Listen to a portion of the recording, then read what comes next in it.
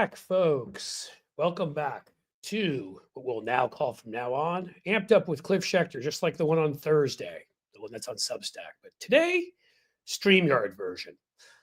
We are pleased to have you all here. Excited. Lots to talk about. We've got some great guests coming on, or a great guest. We've got David Schuster, per usual, which is awesome. And we have a friend of mine, longtime friend of mine, and a fantastic congressman named Greg Landsman, who will be joining us.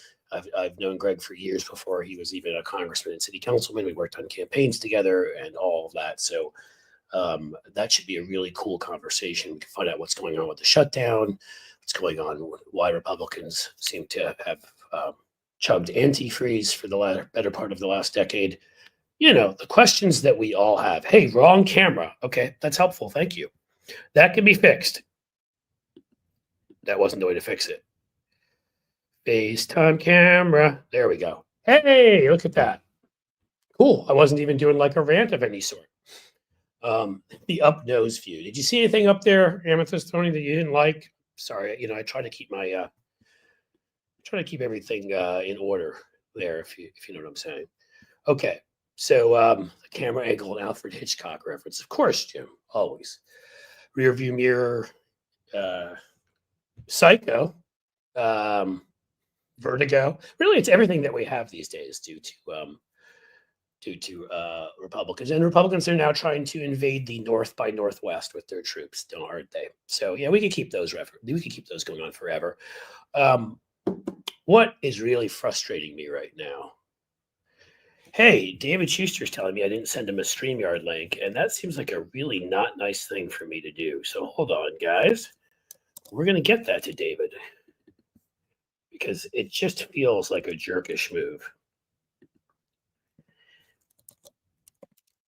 Oops, hadn't sent, was in drafts. Yeah, folks, mistakes are made. Unlike, at least in government, nobody suffers and we don't blame other people. So there's a lot going on, right? We've got a 218th vote, as we had talked about. I'm hoping I'm pronouncing the name right. Adelita Grijalva, who should be seated. Mike Johnson, the little porn monitor, who, whatever happened to that guy sharing his alleged Grindr account? Well, I never heard, never happened. Had a lot of fun last Thursday if you watched with Joe Walsh, with many references laughing about it. But we do know that he's his son's little porn monitor. And when it comes to democracy, he's the hall monitor who wants to end it for Donald Trump because he's such a weak little, oh God, if there's ever been a beta, wimpy, wussy guy in the world, it's that guy. He has no courage to stand up to Trump. He should have... Obviously, he found a way during these sort of pro forma sessions to swear in the two Republicans elected in Florida as members of Congress in special elections. But God forbid he do that for Democrats. He wouldn't want to do that. When we get that 218th vote, as you know, then there's the Epstein vote. So he's kissing Trump's butt on that. He's not holding Trump accountable for anything. I mean, we're at a point where it's just open bribery. Open emoluments violations, open Hatch Act violations. And we've been there for a while, but it's gotten even worse. Open power grabs of the purse that don't exist. The president should only have as emergency powers. There is no emergency, but he's grabbing tariffs. He's really at this point violating posse comitatus. It's not even a sort of, and putting troops in our streets. That's crossing the Rubicon. He should have his ass sent to a military prison for that, quite frankly. And the numerous other ways he is violating the law. David Schuster just got here. I thought I'd bring up a really interesting point as I invite David in. Hello, David. Howdy. How you doing? You like my new little? I decided to wear the cool big headphones and look like a real great. radio guy today. Looks good. I went on with Bob Seska earlier. He's a real radio guy. So shout out to Bob, and for all you guys out there, Bob. And so I figured, what the hell. But I don't know if you saw, because you, I think, were the first person that I saw do this as it should have been done, which is the New York Bar Association referred to the attacks on Venezuelan boats as murder. Yep. They called it murder. That, again, Explain to people, the New York Bar Association are the type of people that would be embarrassed if they sneeze and they'd say tight 15 times. I mean, that they have been willing to refer to that, and David was early on this, on how there's no powers that Donald Trump has to bomb boats with no evidence. Seemingly, in some cases, there are others where I think one of our friends, Jonathan Larson, said there may have been some evidence they were running drugs, although that's not a death sentence either. We have this weird thing where we actually arrest people and they get due process and stuff. But others most likely have not, and we've just committed murder. Well, that's the New York Bar Association is calling it. What do you think, David? Good for them. I mean, don't get me, get me started on this because, as we've been pointing out, if Donald Trump feels that these boats need to be treated as enemy combatants, that we're in a war, he needs to go to Congress and get a declaration of war and get their approval. He has not done that, and so. Or like under the War Powers Act, he could go and get like 90 days or something, right? Like, but he hasn't done any of that. There's an argument that, the president has the authority to take military action if there's an imminent threat to the United States. These boats are thousands of miles away from the United States, maybe not thousands, but certainly several hundred miles away from the United States. And to your point, I mean, are they narco-terrorists? Who knows? But there's been no evidence that's been presented. And if this is a law enforcement operation because of the fentanyl that's coming in the United States, which, look, we all abhor that fentanyl is coming in the United States, but there are drugs. There's fentanyl coming in the United States every day off the coast of Miami. We're not blowing up yachts at the coast of Miami because they're smuggling drugs. We are boarding them. We're giving them a chance to surrender. And then we're doing some searches and trying to figure out where the drugs are coming from. None of that is happening in the case of what's going on in Venezuela. And you mentioned Jonathan Larson, and this is where I think it gets so remarkable. Cliff, do you remember before the Iraq War, the Bush-Cheney administration relied on a CIA asset named Curveball? I knew that's where you were headed with that one, yes. And Curveball was this guy who claimed to have worked for Saddam Hussein's weapons of mass destruction. He claimed that he was in Germany, and I can't remember if the CIA paid him or not, but the Bush-Cheney administration used his claims as some of their evidence for why we needed to go to the war. Because look, Saddam Hussein has weapons of mass destruction, and it turns out that Curveball had some political motives to want to see Saddam Hussein deposed.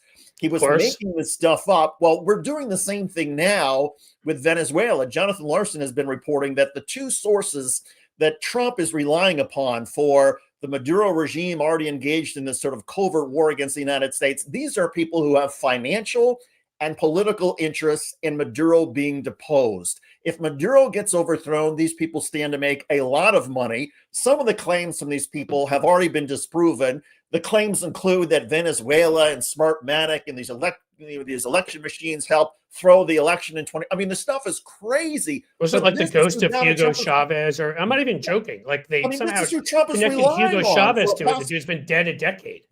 For a possible war with Venezuela, this is the crap that Donald Trump is relying on.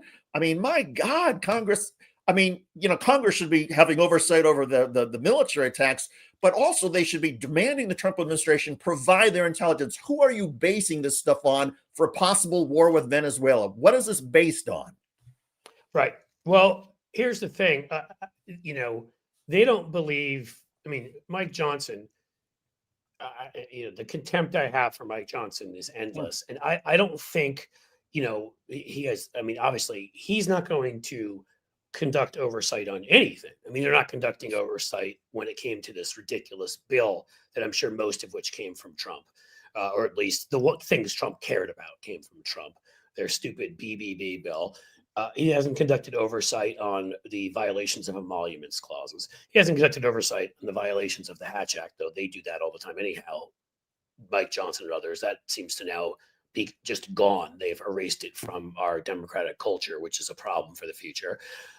They don't conduct oversight on his grabbing power over the purse, tariffs, and that kind of thing, on fake emergencies. They haven't conducted oversight on his sending troops into our cities and directly violating posse comitatus, which is about as serious a violation of our law when you understand how Rome fell and you understand what it is to send a military in to police your own population. They're not police. They can't be police. There will be a provocation. People will die. And that may include, by the way, members of the National Guard, some of whom will, if they conduct some of these exercises, they don't want to end up killing someone, will probably end up committing suicide or that kind of, I mean, it's just, he wants his provocation. And I mean, Mike Johnson is literally, I don't know how else to. I mean, he should be just drawn as like an appendage attached to Trump.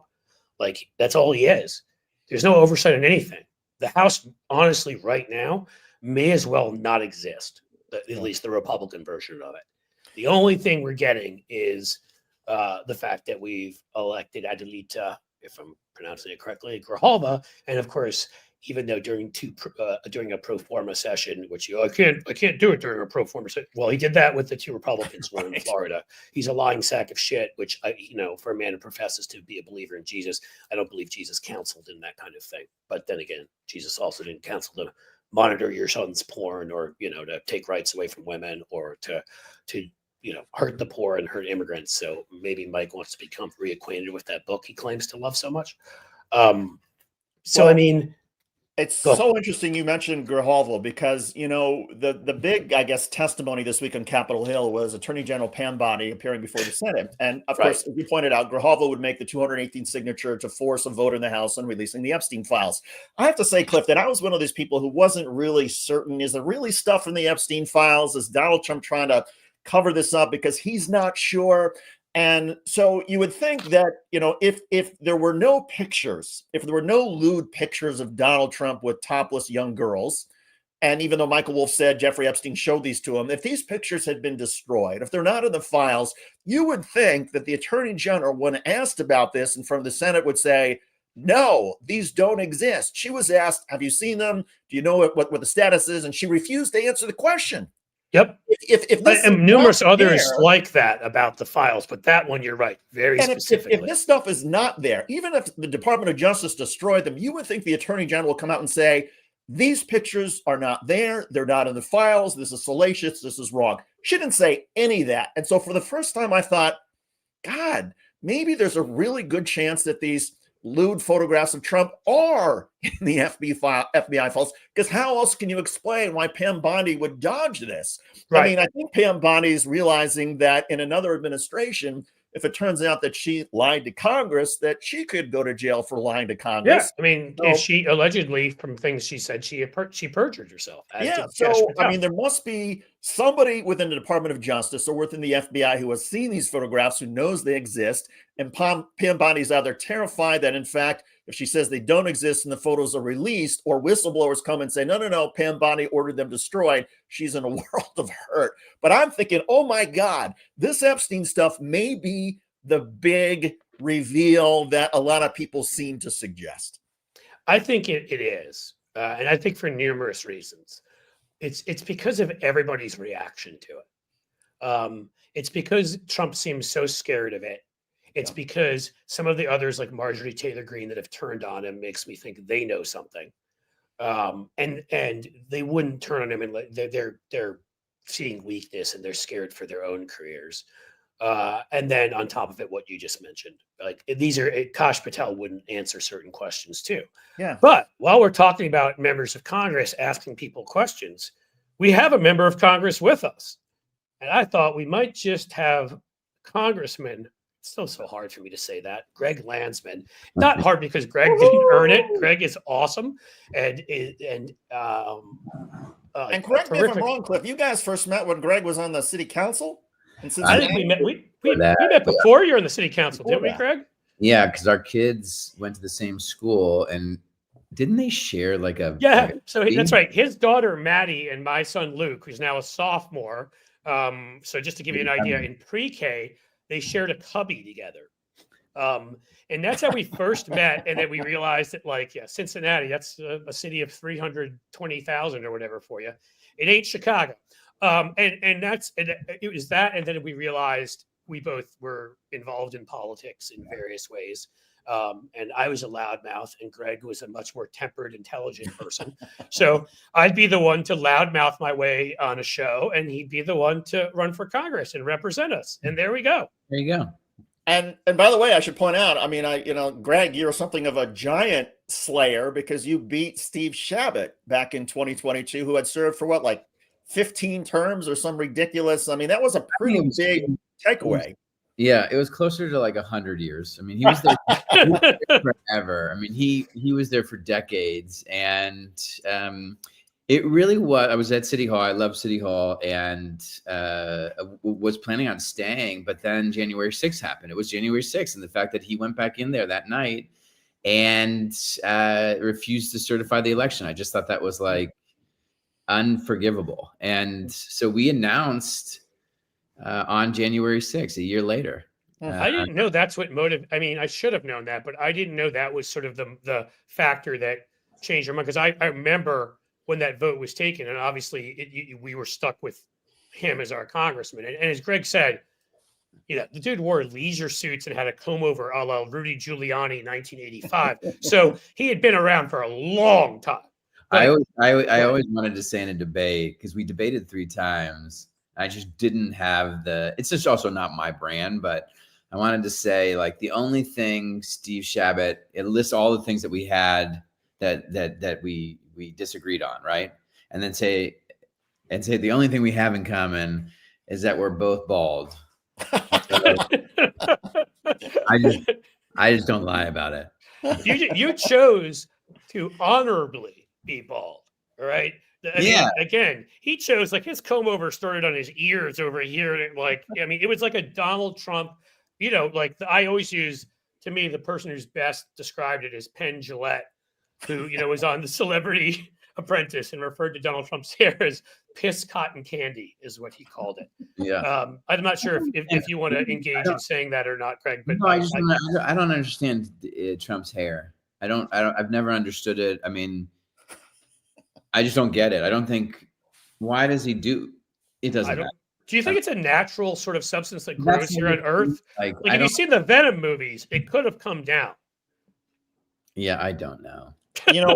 We could spend the entire hour talking with Congressman Landsman about Donald Trump's hair, all sorts of other stuff. But maybe can I ask him before we go to the next thing, though, one very important question? Yeah. I know this is actually the most important question about Greg's reelection. Greg, Joe Flacco, good move or not a good move? I'm fine with it.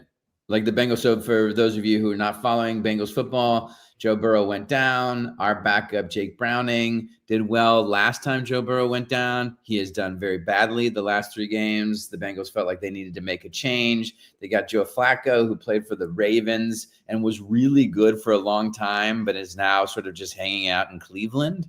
So I guess right.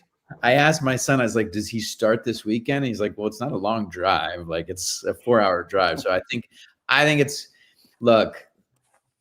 fine. I don't really know what a few draft picks is going to do. Like, we're notoriously bad at drafting anyways. And it seems like the Bengals are trying to save the season here, Right. No, it does. Right. I mean, I'm in. I'd rather have this. When I watch Jake Browning of the last 3 games, it's like, I know he played professional football, but it doesn't seem like it. See, this is why I like Greg. Greg is actually willing to say things. You know what I mean? In the last 3 games, you're like, this guy played professional football a couple seasons ago, did well when Burrow went down. But it is so slow. He's not seeing plays. Right. Like at one there, I don't know, was it last weekend where he threw the ball? Both of his interceptions last week were thrown at the defender. Like the defender just was like, oh.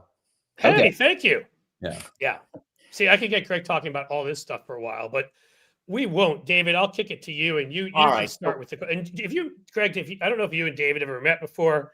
Greg Landsman. Honor to meet you, Greg. Honorable. I've watched your career the last several years, and congratulations. Thanks, man. David Schuster, who won't admit it, but Emmy-winning MSNBC former host. Yes. So Cliff and I, before you came on, we were talking about the Epstein files, and my sense that based on Pam Bondi's testimony that there actually are photographs and lewd stuff, because otherwise she would have just said, no, it doesn't exist. And she sort of hedged. What's your sense? I mean, there's a couple of Democrats in Congress who are starting to say that they think the Republican caucus is actually terrified, that that explains why Lauren Boebert, Marjorie Taylor Greene, Tom Massey, Nancy Mace, those are the 4 that have joined the discharge petition, but that there are others who are faced with the vote would probably vote to release the files. What's your sense about the folks across the aisle in terms of where things stand with the Epstein files? Yeah, I think they're becoming, increasingly frustrated. They don't have a leg to stand on, right? Like this is just basic transparency on one hand, and on the other hand, it's justice for victims who include that include people who were 13, 14, 15 years old and were trafficked and raped. And it's, if you haven't seen the Epstein documentary, like, it's called Filthy Rich. It's one of the most, it's an incredibly well done documentary, but Filthy Rich is, I think, a really important title, because this is one of the things that makes this story so important, is that you have in this country right now a group of people who have become so rich that they are doing whatever they want, and they seemingly run the government now, right? I mean, with Musk and Trump and all these other billionaires, like, they're running things and they're getting away with whatever. I don't know if you saw this, but this they just shot this priest in the head with a rubber bullet, right? Like, was it Chicago, or was this? I don't know if that was in Chicago or in Portland, but it's every day they seem to be getting away with all kinds of terrible things, including the big fight right now over healthcare, right? They decided that they wanted to pay for these tax cuts for the super wealthy. They were only willing to do $2.5 trillion worth of deficit spending, which meant that they had to find the money somewhere else to pay for these tax cuts. They went after Medicaid and the Affordable Care Act. They went after people's health care, and now they're having to deal with it in the shutdown, because it's all about healthcare, and people are realizing these folks took their healthcare away.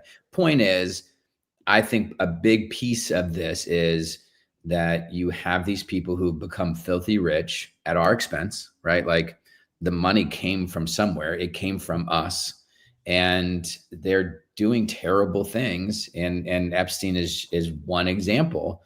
And yeah, I think they would, if it were any other situation, any other president, every single member of Congress would sign this discharge petition and get a vote, but they wouldn't need to, because any other speaker would just say, of course, release the files. It's insane that Johnson, who claims to be this like devout Christian, doesn't want these files released. So did Jimmy Swaggart, and so did Ted Haggard, and so we can go through a long list of those types who've claimed to be devout. Sadly, it seems like it's often covering for something. But what you just said there, Greg, and what's, to me, why you're a friend on one level, but why I do really love you as a politician, is that is the message that I just, please, if you can call up, Jeffries. I mean, when I hear these things like, oh, people only care about this, or people only care about that, or whatever. And to me, there's a narrative, and it has the benefit of being true, which is, there are people that are beyond accountability, that are billionaires. Epstein was, and Elon Musk, and these people are weird too. That part Kamala got it right, trying to point out how strange these people are. Well, and Peter Thiel, who's building a database on all of us through Palantir. If the money that they are yanking away, so if you just tell people you're losing your health care, that's terrible, but that's half the message. The message is, we're fighting for your healthcare. We're fighting because they're taking food out of your kids' bellies, in SNAP, with SNAP cuts and all this. And the most, as obscene as that is, they're doing it so Elon Musk can get another yacht. And so Peter Thiel can spend more money on trying to live forever, or whatever freaky thing he's up to at this point. And, and they're, so they can cover up for Epstein. It's the easiest message, and it connects democracy to economics. People say, well, people only care about economics. You can't have a fair economic system when you have a couple billionaires rigging the whole thing. So they're wrecking democracy, which is wrecking our economy. These are intertwined. And this, to me, seems to be such like the most obvious democratic message. You just said it. I've heard others say it. Why are we not repeating this everywhere all the time?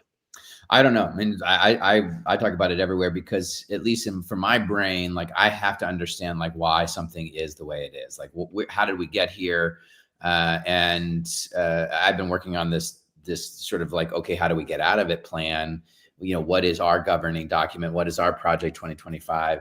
And it's all of these bills that essentially do one big thing, which is to unrig this political and economic system that is now set up to benefit almost exclusively the super wealthy, right? Like you can trace all of our issues back to this one big problem, which is the systems got rigged. In particular, the political systems and the economic, and our economy got rigged for the super wealthy and the powerful, and it was intentional. They worked this, and they worked it over decades. And a big piece of it was, about democracy. They got the Supreme Court they wanted. The Supreme Court they wanted said, look, got the voting rights law. So, we can do voter suppression all over the country. Unlimited dark money, get rid, through Citizens United, like corporations and big money people be able to do whatever they want and not disclose any of it. And all of that created a political dynamic where they were able to then pay for politicians that got in there and just destroyed the things that are near and dear to us, including a tax system that now overwhelmingly favors the super wealthy at the expense of the rest of us. And this last bill was a $4.5 trillion bill that provided enormous tax giveaways to the super wealthy, paid for by cutting healthcare for tens of millions of Americans. That's what's happening. And Thiel, to your point, his ethos, which he sort of got Vance and others on board with, is, look, it's better if a few billionaires run the country. In fact, it would be even better if we get to a place globally where a few billionaires run the world. That's what he believes. Right. That Curtis Yarvin garbage. He said at one point, this is a 5, 6, 7 years old, but they asked him about democracy, and he said democracy gets in the way of capitalism, essentially. Right. So we need to eliminate democracy. And I think right now, I think people sort of see. I'm frankly a little bit surprised the way the polling is coming in, because it seems like the polling is really clear that people see the government shutdown as the fault of Donald Trump and the Republicans, who are simply wanting to literally kill people. But that may be too, I don't think they intentionally want to, but are literally going to kill people. They will allow people to die. That's certainly a fair way of saying it. The message seems to be cutting through. So what then, in terms of how the government shutdown ends? Do you wait as a Democrat? Do you wait for the Trump administration, for the Republicans to cry uncle, or to try to negotiate? Where does this go? Right now, there's a few members that are negotiating, I think, in good faith. It's not the leadership. Unfortunately, like Johnson won't talk to Hakeem, even though Hakeem is like ready to negotiate. Like and Johnson and Hakeem have done this before, where they're Hakeem is so easy to work with, and Thune and Schumer could get this done. Thune and Schumer and Johnson can't do anything without Trump's blessing. Right. If Trump says, go get a deal done, they'll go get a deal done. If Trump says, don't get a deal done, in fact, don't even have Congress, which is what he told Johnson. So, because it's a 2-for-1. He can't have his members up here making, fools of themselves, even though Andy Biggs did it yesterday, on Twitter by saying, let's just get rid of Obamacare altogether. Well, Andy Biggs is kind of an expert at that. You got to give him credit for the fact that it's a genre he's helped pioneer. But they won't, because we're not in session. He refuses, even though he can do it in pro forma, which is that we just gavel in and out just so that we're. Yep. We talked about this earlier too, right? He will not, swear in this newest member, because that's 218, and then all of a sudden he has to do a vote on the Epstein files. But to your question, yes, there are a few rank and file members. I'm one of them on the House side. A few Republicans, a few Democrats, although it's really there's a handful of senators that are working on it. And if they get a deal done that protects people's health care, particularly the ACA subsidies, because that's the most immediate, then, it forces Thune's hand, and he, I think, has to give them a vote. And that probably crosses the 60%, 60 vote threshold. That puts pressure on the House. So all of this could happen with zero presidential leadership, meaning that Trump didn't do anything except. Which sounds about right for him, right? Which essentially, like And House Republicans didn't do anything. So as I hear you in terms of how this plays out, Thune says, okay, we'll give you a grant, we'll give you a vote on extending the ACA subsidies. We'll have that vote in the Senate. It gets the 60 votes necessary to both have debate and then pass. And then it goes back to the House, and then the House has to sort of act on that. And for having that vote, is that what causes the Democrats to then say, okay, we'll give the votes for the CR? I think it would have to be tied. It's a CR plus fixes to healthcare. And it's expanding the ACA. It's probably a bunch of other things. The ACA, there are some changes that need to be made to those subsidies, anyways. And so they're working through that. Maybe some stuff on the provider tax, some of the most immediate Medicaid stuff. And then I think if a few members of the Senate, Republicans and Democrats get a deal done, I do think it forces them to forces Thune to put it on the floor. And that would be healthcare plus reopening the government. Gotcha. So I've got one or two questions. One is the studies that I've seen. It's, and this is, I'm just talking about real politic here, not cruelty for the sake of cruelty. But 65% of Republicans are the ones who rely on the Obamacare subsidies. Yeah. Have you ever thought to yourself, and again, this isn't, it's just about teaching a lesson. It's about that maybe just, okay, you voted for this. This is what you wanted. And it's not that we want you to go without them, but maybe if their own voters start losing them and start demanding them, that maybe that they'll realize what they've done. Correct. Yes. Because it feels like we often bail them out of the worst consequences of the stupid mistakes they make constantly. Which is what we'd be doing right now. But I know, that's why I'm weighing it. I'm not saying there's an easy answer. I'm just asking your thoughts. I'll do it every time because I in the end, like, politics aside, giving people healthcare and taking care of people is the most important thing. That's why we do public service. But yes, we are bailing them out. It is an 80-20 issue. 80% of Americans support the extension of these subsidies. The majority of them, if not the vast majority of the subsidies, go to folks in Republican districts, though that shouldn't matter. It only matters because, Trump has made money to, blue areas an issue, even though that's so un-American and wrong. But we would be bailing them out of being on the wrong side of an 80-20 issue. Remember, they voted to cut these subsidies a couple months ago in order to pay for tax cuts. They refused to negotiate with us on this before the shutdown.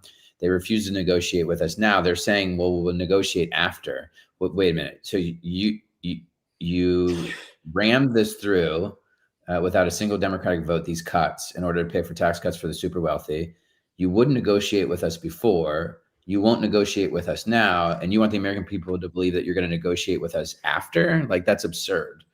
And no one's buying it. So I think, especially considering Trump has not proven himself, should we say, to be an honest human being, that maybe getting what you need first, and rather than just trusting I'll take care of that later, might not be the way to go.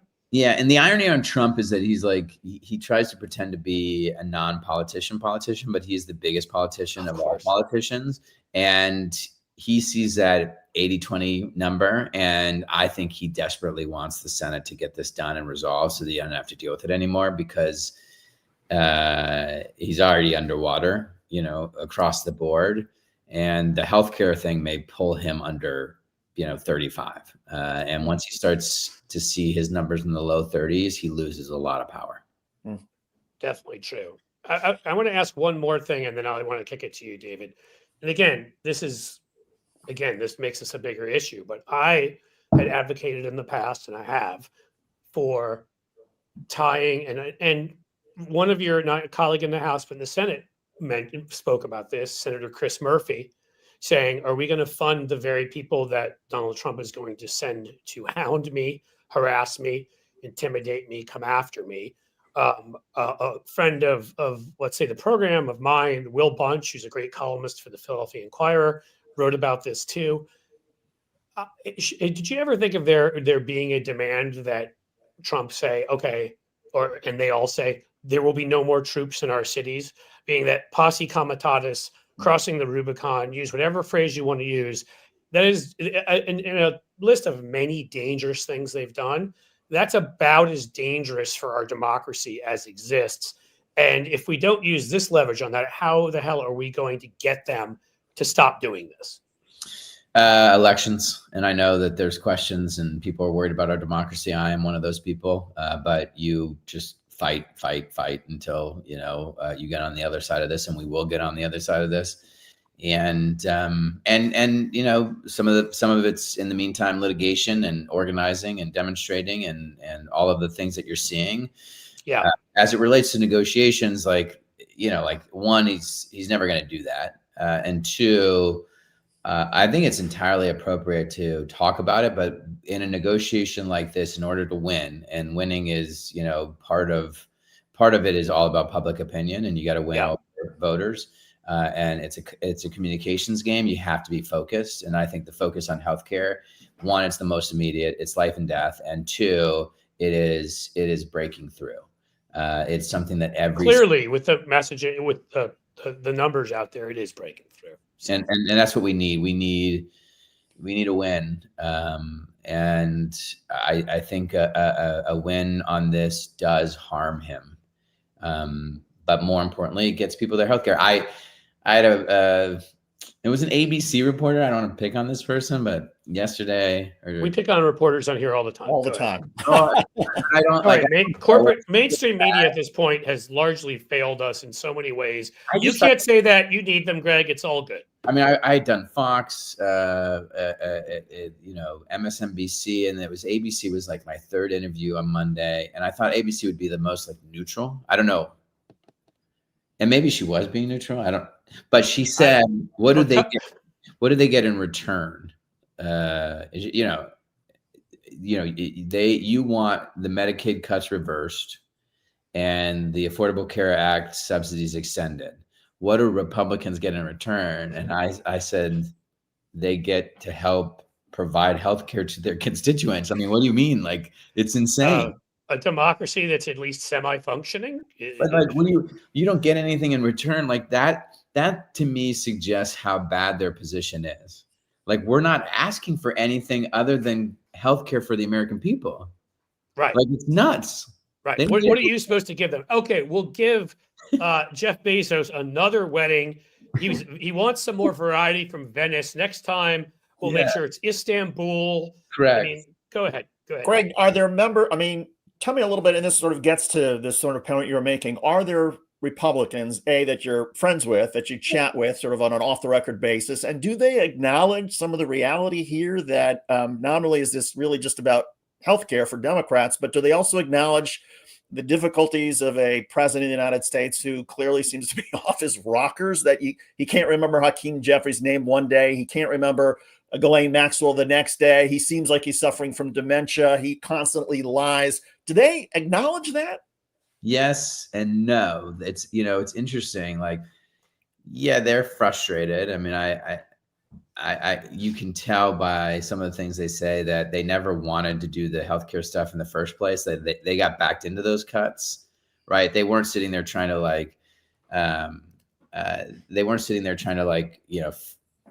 fix Medicaid or deal with these ACA things. Remember, they were given an assignment by Trump and leadership that they had to find $1 trillion in order to pay for these tax cuts. And I know a lot of these folks. I work closely with them on, Energy and Commerce, which is the committee that does healthcare. They didn't want that assignment. But then given the assignment, I think they figured, well, we've got to do it. Or let's see if we can find a way to justify doing it. And they did in their own sort of warped way. But now, they would do they like the ACA subsidies. They make sense. Helping people pay for their healthcare is entirely appropriate. They, like us, actually believe it should be money that goes to individuals, not these insurance companies. Right now, the subsidies go to the insurance companies. So that could be one of the, silver lining changes that come out of this is like people get the cash to help pay for their health insurance as opposed to the insurance companies. But I think their challenge, I know their challenge is, you got to deal with the speaker, and going against the speaker is hard, or the leader. I have not found that to be true for me, because if you just start by saying, I'm going to vote my district, and you don't back away from that, people expect that of you and they don't bother you. And I think some of these folks saying standing up to Speaker Mike Johnson hasn't been difficult. Is that what you're saying? No, or Hakeem sometimes, like if Hakeem, because if Mike Johnson, if you got him a better program to monitor his son's porn, he might like do whatever it is that you needed him to do. He is so obsessed with Trump, though. Like, he really does seem like Trump's the guy he dreamt of being, which is so sad in so many ways. A little bit taller, a baller, a shot caller. If you cross Hakeem, I mean, it's supposed like for me, like I'm usually with Hakeem. Hakeem and I are very close, but like there are times where like he will sort of say like, "Hey, this is where I think the caucus should go," and if it's not 100% where I am or where my district is, he knows that that's how I'll vote. Mm-hmm. We're not as, like they love their unity. They think and it's like, well, sure, unity is just strength, but like, you also have to push back on each other once in a while. Otherwise, you go down some pretty dumb roads. Well, right? Sure. And that's so I guess that was a very long, very terrible answer to your very simple question, which is, yes, there are these folks. And, when it's just me and them, they'll say, yeah, we want to extend these things, but we've got to be, careful about getting out too far in front of the speaker. How about getting in front of the president? I mean, are they worried about Donald Trump and his wrath, or? Yes. Yeah. They would never say it. But like politically, it's their primary voters. They just don't want to deal with it. Look at if you look at it, this is why Massey's been sort of an amazing exception, because Trump challenged him. Tell me if I'm wrong about this, but I believe he did last election, was trying to undermine him. And Massey is so popular in his district that he's the only one I know of so far in a congressional race like that. Like even Liz Cheney, lost in Wyoming after Trump opposed her. Massey was able to win. And I think in a way that kind of freed him, because he's like, hey, and we can say this on the show and you don't have to go, but hey, fuck you, pal. I can do whatever I want. I don't need your endorsement. If Trump loses that primary, that's a big, big loss for him. Yeah. But, we'll see what happens. But if Massey also, and this is one of the reasons I think this is something you should look for in an elected official. He doesn't need the job. Like he's doing what he believes is right. And I wasn't a huge fan of the Manson family Christmas card that he took. But I agree overall, yes. But I think you want more and more politicians who do the job because they believe in it, but don't need it. I just see so many of these politicians in general, who will hold on to the job for dear life. And you're like, why? Like, tell us some names, Greg. I'm just kidding with you. but Massey's one of the people who won't. Right. And, he's a happy guy. I know the dude went to MIT. I think he probably could go do a lot of things. Like he likes being home. He's not. I think it's really important for elected officials to be okay not having the job, to lead in a way where you're not constantly worried about your job. Just lead. Well, I'll say this. So David grew up in Bloomington. Yep. So if David can go back to Bloomington, you're back here in Cincy, I'm here. I feel like we go on the craziest ass road trip of all time, drive down to see Massey. It's only like an hour from here or two. And just let's go party with Massey and see what he's really like. What do you think? I'm fine with it. Massey is, he's a very interesting guy. Obviously, we disagree on almost everything. Yes. Wait, did you go to Bloomington North or South? I went to Bloomington South. I went to North for a year and a half. You did? What were you doing in Bloomington? My mom went to get her PhD, late in her career. She was a teacher, a special ed teacher for the elementary school, the middle school, the high school. And then she was like, oh, I want to go get a PhD and teach. And she got it at IU. And I went to. I didn't even know that. Look at this connection I formed. What grades were you there? Freshman, sophomore? I was there my freshman and half my sophomore year. Okay. So, you're a Cougar. Yeah, I'm Cougar. Yeah. But my sister's still in Bloomington, and my brother-in-law is Jeremy Gray, who's one of the assistant athletic directors at IU. He does a lot of the play-by-play stuff. Oh wow! Okay, so David's mom is still there. You guys, my mom is still there. She was with the School of Education and then retired. And my dad was in the business school. My stepdad was at one point a dean of SPIA, and so lots of university connections. Bloomington's awesome. Yeah, we love IU. Yeah. Yeah, I'm a Bobby Knight fan. I was there when Bobby Knight threw. One of the times Bobby Knight threw a chair. I was there, and I was like, "Hey." I have to say, and I think I've said this, Cliff, before. I think I was 7 or 8 years old when IU went undefeated those 2 seasons, 75, 76, and then won the championship in 76. And those were my formative years. And we had a lot of relatives from Canada, and they were like, "Why on earth are you guys in Indiana?" And my brothers and I could say, because it's the basketball capital of the world. And then Bobby Knight was such a clear, formative figure for us. And so we all grew up thinking, motion defense and man-to-man and 5 passes before you shoot, and you keep your hair short, and he was so disciplined. I love Bobby Knight. I thought Bobby Knight got I think he got screwed, Well, he may have been a good dude. Throwing a chair at somebody seems a little bit out of. By the way, when I was there, he kicked his son once in the shin, but that was his son. Well, no, it's wrong. But it was, he just, it wasn't like. Oh, wait, are we breaking news here? Are you defending domestic? No, let me not defend the kick, but the chair he just threw into space. Yeah. No, I know. I've seen that clip a million times. It wasn't like he was aiming for something. You know what it is? I look at Bobby Knight and Woody Hayes and Bo Schembechler. These were coaches of a certain era that were just so intense and so focused and disciplined and on the team. And it was a different era. And you know what? You mentioned some of those guys like Woody Hayes or whatever. We could go for some of the other ones with a family tradition of mine at Miami of Ohio, the cradle of coaches. Like what was his name? Parsegian, and so many of those coaches came out of Miami. It's kind of insane. Do you know what brought Bobby Knight down? Do you remember the issue in the final straw? Okay, this is funny, so I have to put this up here. Go ahead. Men are too emotional. I think we're proving that in our politics every day now. The kid on campus said, "Hey, Knight," or something like that, and he said, "You call me Coach Knight." Yeah. And he said, "Hey, Knight," and he grabbed him. He grabbed his arm and said, "You call me Coach Knight." Yeah. Wow. That was it. But you know what, dude? When was that? 2000?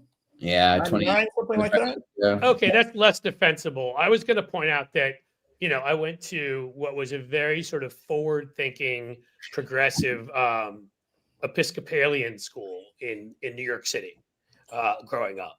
And most of my teachers were like the nicest people in the world, right? I had a first grade teacher, actually. I've said this before in the past. I think somebody looked her up. Mrs. Duchovny, who had a son named David, who did okay for himself out in Hollywood. That's totally random, obviously. And she was actually, Meg Duchovny was my favorite. She was the nicest. But we had one of those old school, even though this was an Episcopalian school, Catholic teachers. And you have to imagine, for the age I was, 7, 8, I was probably around 1980, 79, somewhere in there. Like, she hit me on the wrist at least once or twice with a ruler. I'm sure you can't imagine I was bad in class. We used to have to wear like a tie, and she grabbed me by the tie a few times. So I'm not defending it. I'm simply saying that was a more normal thing. Because if somebody did that in a school today, like the one I was in, they'd be in a lot of trouble. And they should be. I just remember that sounds traumatic, but I got over it. Okay, it's not good, but he was just trying to get the dude's attention because they were walking past each other. Yeah, so he wasn't like grabbing him he was just saying, "Hey, call me coach," which I don't know. I just think. I mean, Cliff, a lot of people don't know this about Bobby Knight, but he used to raise like $500,000 every year for the IU library. Like, he was huge on helping the academic side of the university. And I mean, I think these things are important. I was saying is, obviously, try to keep the chair throwing and the shin kicking to a minimum. But I'm not questioning his whole being. And he may have had a whole other side. I didn't spend time in Indiana. I don't know enough. Here's let me see if I can try to like explain why I think this is. I do think there are these moments where it's okay to get pissed. Like, you want to get pissed. This is one of those moments where, like, we're pissed, right? We see what's happening in our country and we're pissed. And Cliff knows this. I'm Jewish, but I went to divinity school and I got a master's in theological studies, which meant that I studied, both Jewish and Christian scripture and the Quran and other religions. And I don't think I've ever said this publicly, but one of the most relatable moments of any sort of moment in Jewish or Christian, or the New or Old Testament, Torah or the Bible, is when Jesus goes into the temple and all these people are selling stuff, and it's just like, he's so angry and he starts flipping tables. Yep. And it's like, that's a relatable moment for me. Like, Bobby Knight did it because he wasn't winning a game. Fine. But I do think there are moments, and this country wants people who are going to like flip a table every once in a while to do the right thing. That's this show, Greg. I mean, in all honesty, like, I think you and David both have known me well enough off camera to say that I'm a relatively well-adjusted guy. Can we agree on that? Yeah. I'm not too bad, right? Yeah, but I get pissed as shit on here sometimes, and I've had rants I begin on, because there's no world in which, and I think I started the show off talking about this too a little bit. There's no world. Let's get Greg's description up there. There's no world in which I can hear about, a group of masked men rappelling onto a Chicago roof, then going to apartments without warrants, without knowing if anybody is there, is undocumented, legal, whatever they are, or if they're citizens. And the ones that got me were they grabbed little children, a couple of whom were almost half naked, zip tied them, took them away from their parents, and made them sit in the hallways by themselves. These kids are bawling. And at one point, an agent walks by, and this was reported, so, whether it's true or not, looked at them, started chuckling, and said, "Fuck them kids." That's a person that, I have a hard time not wanting to do mean things to. I remember Greg used to be a kickboxer, so if you ever want to go take care of that guy. Just regular boxer. Oh, I thought you were a kickboxer. Okay. You used to be a boxer. Like, for me, it was Taekwondo. It's been a while, but I used to do that. As a human being, if I don't get pissed about that, then I have no empathy as far as I'm concerned. If somebody ever did that to my kids, we'd have a falling down moment, and I would go to prison. I also just think it's core to like getting big things done. Like, we need leaders who are going to like run through walls. Like, at this point, like, you got to run through walls. So how are you going to get your pal Hakeem to run through a wall for us? I will tell you, like, over the last couple of weeks, I feel like Hakeem has been working harder than anyone. And breaking through is tough. And so he's, I think he's finding his way because he's more of a sort of community building, get people sort of rowing in the same direction, which is great for a leader. This moment requires also being really media savvy. And I think he is making enormous headway. I mean, up until this last Schumer video, which I just think he put out. Did you see the new Schumer video? I heard it was actually really good, but yeah, it's like a traditional ad. So like, but yeah, it's pretty good. But I think so if they're getting better, just to say quickly, I will fully support it. It's not like I want to be like, we must get rid of them no matter what. I just want them to show the anger we all have, and to also to message that you've done it this show, shown the anger, message the stuff that we need messaged, and I just want them doing that. I agree. Me too. One thing that got Cliff and I really ticked off at the top of the show, we were talking about Venezuela and these attacks on these alleged narco terror boats. Has the Trump administration provided any evidence, any briefings, anything in the skiff to say, hey, here's how we know that these are terrorists that are coming to the United States with drugs? I mean, any of that? Not that I know, but I should ask for a briefing next week. I will ask for a briefing next week and see what happens. My understanding is that they have not provided anything to a bipartisan group. They may have provided some information to the head of armed services and intelligence on the Republican side, but my Democratic colleagues have not gotten a briefing, but the American people haven't either. And so, it's one of those things where if you believe, I mean, if you're doing this for the right reasons, which is that, we've tried everything in terms of, keeping drugs out of this country, or at least a lot has been put on the table. We've tried to stop these ships, and I'm going through their arguments. We've tried to stop these ships, and they won't stop, or they've evaded us, for this reason and that reason. And so we're going to sink the ships. And, that's a bold, potentially very problematic, but I'm one of these people who, have lost too many friends to, overdoses, that look, I want to get this resolved. I'm a big believer that you got to do it on the you got to do it on the treatment and prevention side, but the supply side, is also an issue. Like, you can't just have this stuff coming in. So no, but we need evidence. I mean, Greg, I respect you, as you know, but evidence and due process. That's when I was going to say, that's where I was going. It's like, all of that said is like, if that's true, then show us, just show us. Right, because Congress, I think Congress would rubber stamp a declaration of war if they made the compelling argument that here's the intelligence, here's the evidence, here's why we have to do this. Republican Congress saying, okay, here's your declaration of war, treat them as enemy combatants. But to not take that step suggests to me that either maybe they're not confident in the intelligence, or maybe their sources are like curveball, as Cliff and I were talking about. What appears to be the case was at least some of the Venezuelan intelligence related to sort of the same issue that we had going into the Iraq war. I mean, so there's a lack of confidence, I feel, that the administration has on this, which may explain why they're not going to Congress. And I want to say one more thing quickly along those lines, which is, again, the normally very moderate and staid and sort of, whatever you want to call it, New York Bar Association just came out and referred to it as murder, which I was shocked, to be honest with you, that they used. But if they're saying that, this is not some left-wing group. This is as mainstream a group that chooses their words carefully. Yeah, that's a pretty big deal. Yeah, and I consider myself to be one of the more hawkish Democrats, and for me, part of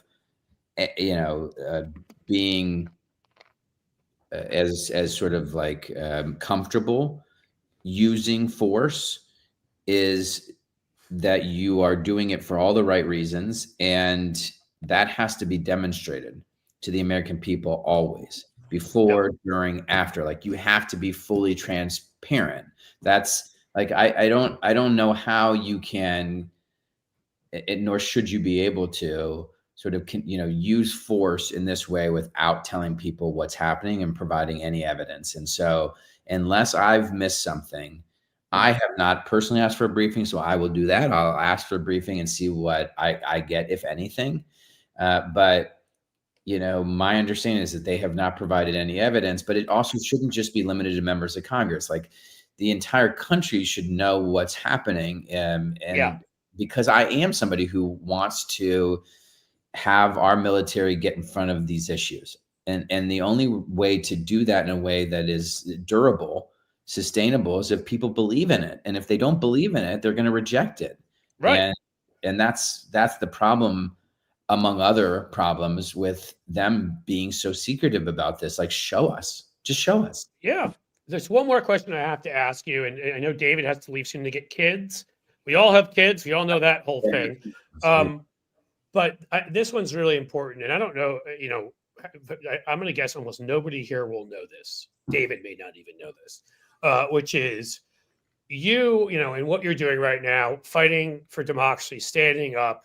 A lot of again, I don't think anybody knows that you were on the list of the gunmen who murdered Melissa Hortman. And you've spoken publicly about that in the past. So I don't feel like otherwise I would have asked you ahead of time, but you've spoken out, which is pretty scary when you put that together. How does that, because we've, I've gotten threats and David's gotten threats, but that's a whole different level. How do you handle that emotionally? How do your family handle that emotionally? How do you do that and think about that and still continue, get up and take on this fight every day? Well, it's a really good question. I don't think I've been asked the question that way. Faith plays a big role in it. I'm a person of faith. And so, my relationship with God is a huge part of my life. And I only hear like, keep going. You got to keep going. I think like everything else, you got to take care of yourself. And, I try to eat well. I try to sleep well. I try to be protective of my sleep. I'm a terrible sleeper, and I try to exercise. I do think you have to take care of yourself. And I worry people aren't doing that right now. I got off of social media altogether months ago, which I would probably a good move. It was, so like, I do think there's that piece. And then you are really careful. We're very careful about, moving around and having people there, law enforcement when we do. We're just much more careful. And for my family, like it sucked. It's something that, has kept my daughter up on more than one night where she just wakes up sort of terrified. But look, the political violence piece is real and it is solvable. So every chance you get to condemn political violence, condemn it. Every chance that you get to call out a politician who doesn't condemn it, you should do that. People should try to limit social media.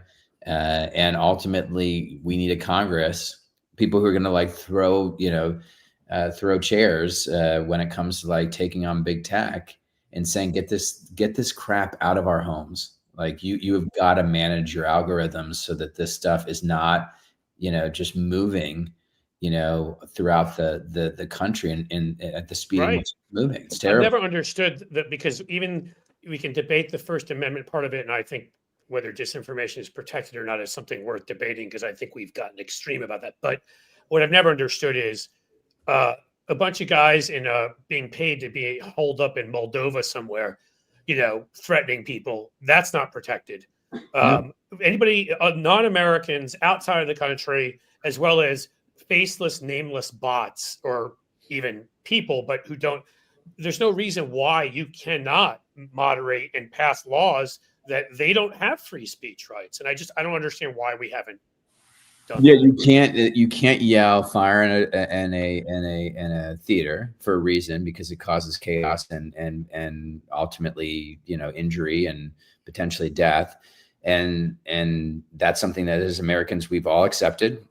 And so what happens is that these social media, companies are saying, well, we're not the ones putting the stuff on the internet or on these platforms, and anyone can post anything. Quite literally are the ones. I don't care if somebody else writes it. But the problem is, one, Congress hasn't updated the law to say, no, it doesn't matter. Like you're liable, and removing the liability shield from these big tech companies is like one of my big priorities. Number two, I don't even think Congress, like somebody should take these people to court now, because the algorithm is theirs. They're the ones, they're the ones deciding what gets pushed out. And the fact that everybody saw Charlie Kirk get shot within 20 minutes, including my 15-year-old daughter, suggests that they should be held accountable for that. Like they should go into a court and a judge should determine whether or not that was okay. And if a judge says it's okay, that's fine. But the fact that they don't go to court ever is the problem. Right. We banned child porn for a reason. It's dangerous. It encourages people to do horrific things. Well, what about showing people showing violent videos and that kind of, like real snuff videos, that kind of stuff. Okay. I mean, I just wanted to get your, I mean, I seem to agree with you, at least in everything we've talked about today, and almost everything, Greg, and I didn't even know that. So, Hey, Greg, it has been an honor being on yeah. with you. Congratulations on the work so far, and good luck on everything ahead. We're pulling for you. You too. What should everybody here do to support you, Greg? Just be good to yourself. I swear to God, just, maybe take your social media, like I think podcasts, by the way, and Substacks and all that stuff, like do that. But like, just my ask is just to get off of the scrolling. Yeah. My ask is you continue to represent us in a way that makes us proud. I know I should have made it more about me, but I really do want people to sort of get out of this, sort of spiral. Well, people have met you. I'm going to hold a fundraiser for you. So you know what? They can decide if the stuff you said today, which I think is exactly the kind of thoughtful person that we want in Congress, they can decide if that's worth supporting. And I appreciate you guys. You can let me know. I don't know. I don't want to ask. I don't know if you keep it quiet where you are, but on air. But if you're back in the Cincinnati area, you'd let me know it so we can have one of those beer things, because that would be cool too. That'd be fun. That'd be great. Thanks, Greg. We appreciate it. All right. Bye. Bye, guys. Thank you for being here, both of you. I know you got to leave. Cliff, great show as always, my friend. All right. Thanks, man. Appreciate it. I'm just going to do a little promo for our Thursday show. And he's gone. That went a little bit longer. I appreciate all of you being here so much. You have open floor to say what you want to say. Again, I'm biased and I don't try to hide it. Greg has been a longtime friend, and I know him personally. So even on things where I politically may disagree with him, I know him to be acting in good faith and to be a really good human being. And I kind of feel like if we had more open-minded, really good human beings in Congress, then more would happen, because you wouldn't just have people who are like, how can I move up and what can I do to get ahead? And, how can I play that algorithm and how can I make Trump happy? And, like you'd have people doing the things that they need to do to be good human beings and to be helpful. And I think those things are fairly obvious, right? I mean, some of them are less so how we do them. There are different ways to get to universal health care, for example. But point being is you'd know that they should be done. It's nice because, I saw this friend go to Congress and, he could have been anything, but I was lucky enough that I saw this friend go to Congress, and I think he's been a leader and he's been a great voice for us to have there. So then any other questions you all have? We have a couple people here who have been members for a couple months. That is awesome. I want to make sure to promote that. I know that we're on Substack here, but not everybody who's here. There you go. We got Jim sharing some stuff about Greg and about all of us. Okay, thank you, Jim. That's awesome. But the right there at blueamp.co, I ask you to go and please subscribe. Tomorrow we have an awesome storyteller coming on, and I want to not screw this up. If you guys are familiar with Marlon Weems, who has been a longtime writer, the civil rights activist, a just terrific guy. I'm so excited to have him on. He will be on our amped up version tomorrow, amped up with Cliff Schecter. It'll be directly on Substack. So you will have to go to Substack to see that one. You can catch it later on in the week. If you're not on Substack, we tend to put it up on our other channels, but it will only be live on Substack. So I hope you'll join us there.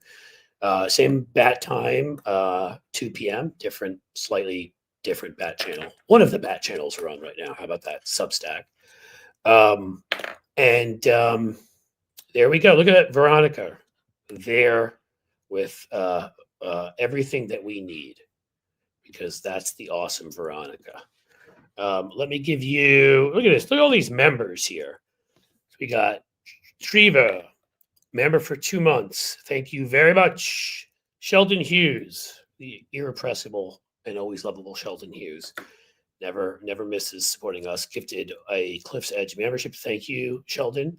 We got Francie. I hope I'm pronouncing it right. Is it Real or Ryle?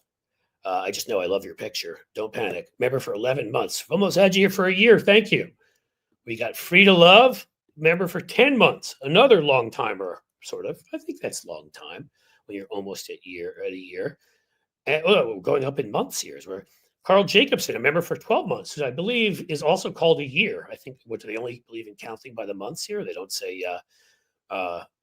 years. I would say thank you. That's what I'd say. You don't need to be thanking me.